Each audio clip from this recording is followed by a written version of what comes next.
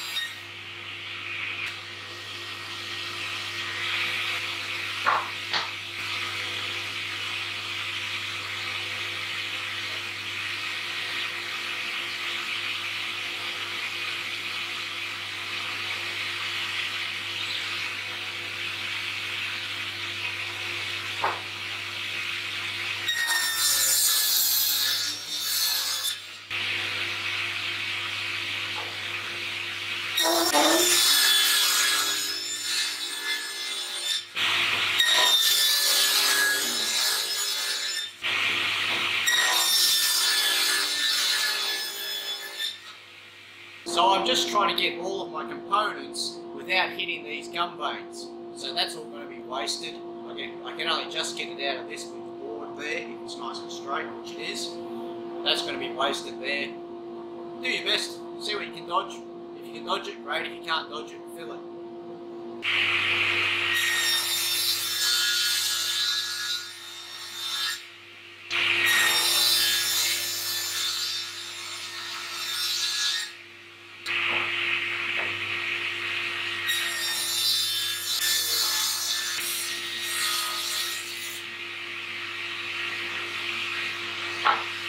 So these are the parts rough cut for the face frame.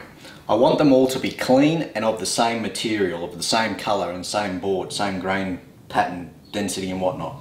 Which I've got all of that. I only just got it though. One of these boards, which I marked out as being one of the 45mm rails, I've just clipped that defect there. It's a rather deep gum pocket and I can't have that in the surface. So I could just flip it around and use the other face as the front, but that defect goes all the way through, so I have to discard this piece as being no good. So, no good. Luckily on one of the offcuts there, I do have another piece here, so I did mark that as a cross when I roughly marked them out because of this gum vein here. Now, I can't have that in the face, but if I flip it over, it's still, the gum vein goes through and through, and so there's still a little bit there. Now what would be tempting to do is I need to get 45mm wide out of this. It's currently at 53 or 54. If I put this at 45, on this face I actually I missed the defect. The problem with doing that is that defect, it runs through on an angle that way. So if I cut 45mm in, instead of this inside edge being a nice clean face, that'll actually have the gum vein come through, and that looks terrible. I'll show you just how bad it looks. Oh, there it is. So here's one that has the gum vein that's come out through the edge there. So it looks bloody terrible.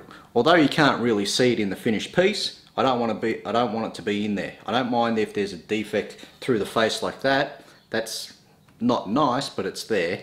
But these look terrible. Now with this board I actually get lucky. I need to cut 45mm out of this. That face is nice and clean, so when I machine this down to 45mm, all of these defects will be removed and they all run away from the board, so that's really good. So I'm going to skip them all.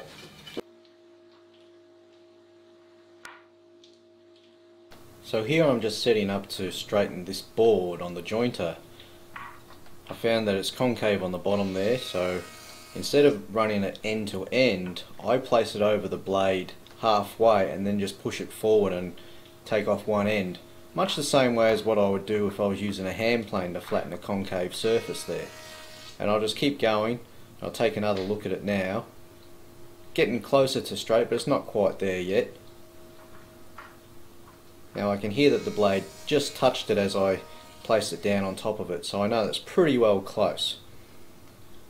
So I'm not even going to look at it now. I know that it's close enough. Now I'm not going to move my hands when I push this across. It's only a short board, I don't need to shuffle my hands as I move forward. This way I maintain an even pressure as I push it forward, and it should give me a pretty flat, consistent board. And look at that, beautiful. Now look away now.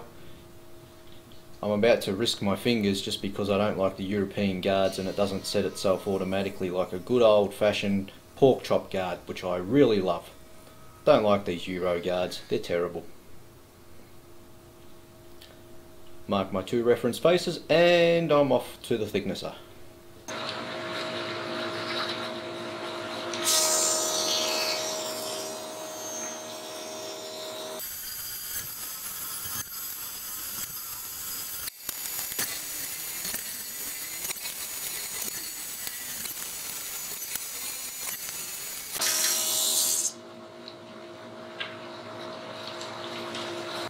So after hollow jointing these edges using the hand plane after I jointed them straight on the jointer, I just want to check to make sure that I've done a good enough job. It doesn't have to be perfect, but it just has to be good enough. So when I line these up together, I can clearly see that there's a gap through the middle here. That's because all of these boards have been hollow jointed this way and that way to create a gap, so that when I pull them together here, it closes everything up and puts a little bit more pressure on at the ends, so that when these boards shrink, because this section of the board will shrink a lot less than what this section of the board will shrink, because there's going to be exposed end grain in this job. So get myself a clamp, just clamp it, and then I just watch these joins. They close up quite nicely. Where's that joint? Oh, there it is. That's good, they're all good. And then while there's a little bit of pressure from that single clamp in the middle, you just want to wiggle the ends just to make sure that they're nice and tight at the ends, because if you've done it wrong, these ends won't be joined together and there'll be a gap and you'll be able to wiggle the ends. And that's what you don't want. Alright, so that's good. Now, of course, you can always wiggle the ends. Like if you put a lot of force, there you go, I just broke the bloody thing. Yeah, as I was trying to say, if you put a lot of force into it, yes, you can wiggle it. Just use your fingertips. Just if you can't wiggle it with your fingertips, it means that you've got pressure there, so it's good enough.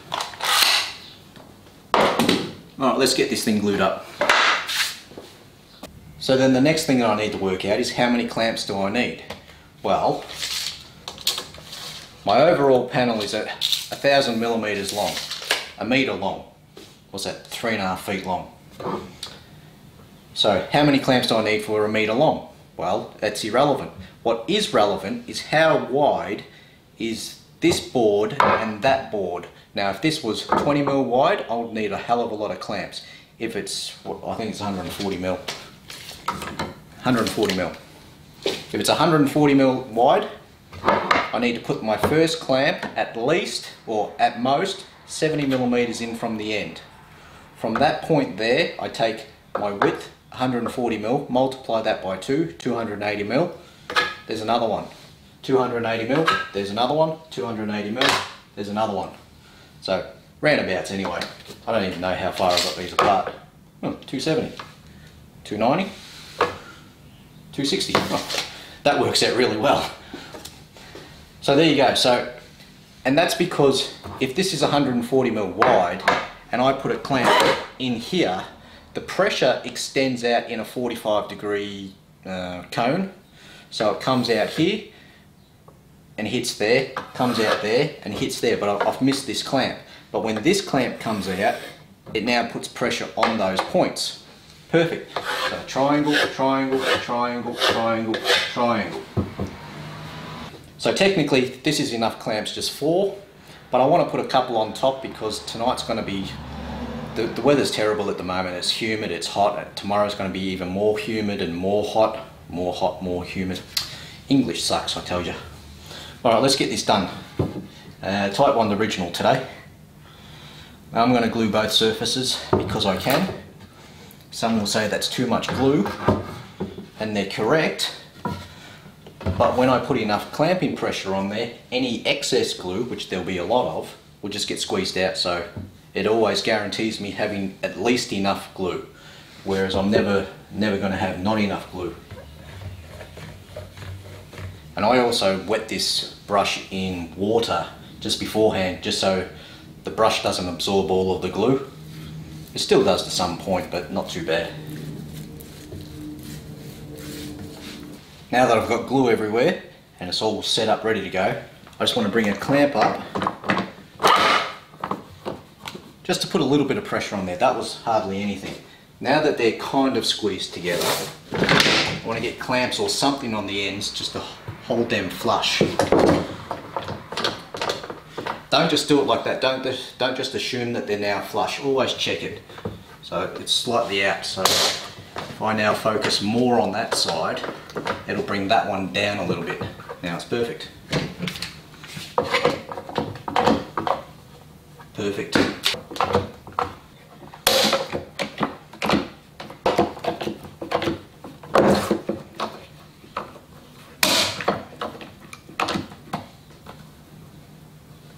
Can't feel if that's flush or not. Bloody gum veins in the way. That's it. Right. So then bring up pressure on. Then bring the pressure up on all of the clamps, but not too much, just enough to pull it together just a little. And then check. That's high. That's perfect. That's almost perfect. Get my hammer, which I should have got already. Because now I don't know where it is. That was convenient. Give it a tap.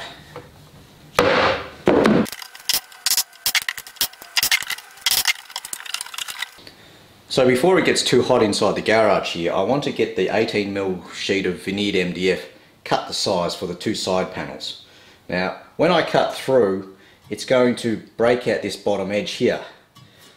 And this is a 72 teeth alternating top bevel blade, and it's fairly blunt, to be honest. And it's going to give me quite a lot of breakout on the underside. There's no zero clearance inserts on my saw. There's the best part of 5mm gap between this edge here and the blade. What I can do to prevent the tear out is to put a scribing knife on the saw on this second arbor here. And what it is, it's just a tiny little saw blade. I think it's 100mm in diameter, maybe 125, or 120mm. So it's 120mm in diameter, and it rotates in opposition to the main blade. And what it does, these teeth, they sit like 1mm above the surface of the table. And so as you pass your sheet across, this rolls this way and climb cuts, and it gives you a clean cut on the bottom. Because this cuts the bottom veneer, and this will cut the rest of the sheet plus the top veneer. In this case, I don't need to worry about using the scribing knife because the chest of drawers inside face is completely unseen. So I don't really care if it rips it apart. I don't care if it rips out 10mm chunks. It makes no difference to me. So I'm just going to cut it like this with the top surface of the panel up on top. So that gives me the nice clean cut.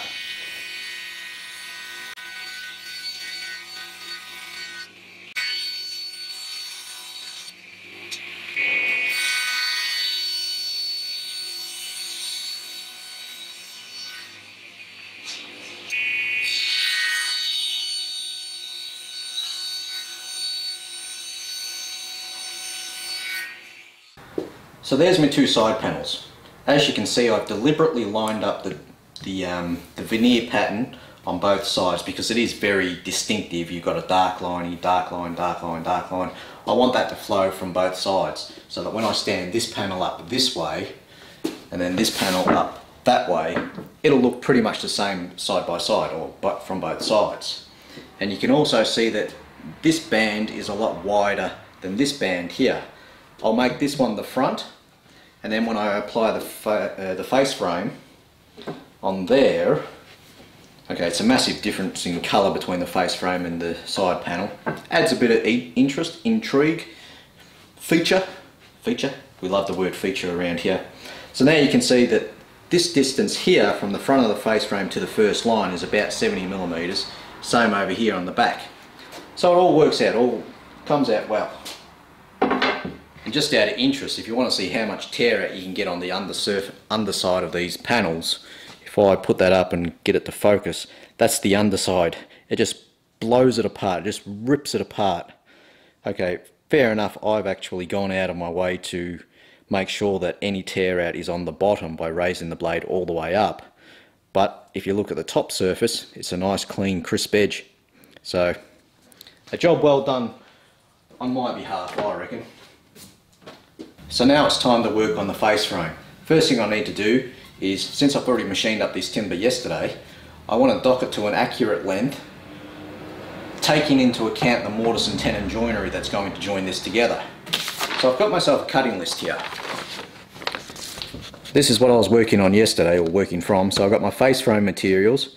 I've got a rail, top rail, 840mm long by 55mm wide by 20mm thick, with 810 SS. Now the SS is shoulder size. Because this is going to be mortise and tenon, there's going to be a tenon on either side. So I need to dock this piece of timber 840mm long overall, with a 15mm tenon on this side and a 15mm tenon on that side. So my shoulder size is 30mm less than the overall length, 810. Now this is where I come unstuck more often than I'd like to admit, even though I freely admit it. What I often do is I look at my sheet of paper and I say 810 shoulder size, bang.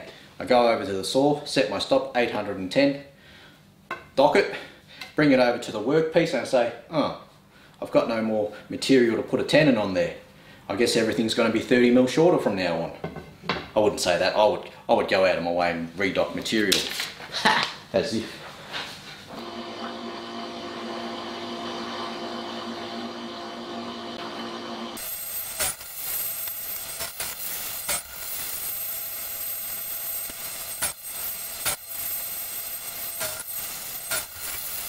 So there's the components for the face frame all docked perfectly, and the two side styles of the face frame, they have to be the exact same size as the side panels, and they are. I made sure that they were. The longer rails which sit there to connect the two side panels together, they can vary just a little bit at the moment. Eventually I need to get an exact size from it, but that'll be done at a later date. So for now I'm going to call it quits on this video. Thanks very much for watching. Tomorrow afternoon when I get back from work, I will assemble the face frame using the mortise and tenon construction, and I'll put that in as a single video. How to build a face frame using mortise and tenon construction. Seems like a pretty good video, right? So I'll do that. It seems beneficial to my YouTube channel. Speaking of beneficial to my YouTube channel, big thumbs up if you thought this video was pretty good, if you learned something, if you were interested all the way through. Thanks very much for watching. Subscribe to my channel because there'll be more videos coming about this chest of drawers build that I'm building. I forgot what I was building for a minute. See yous.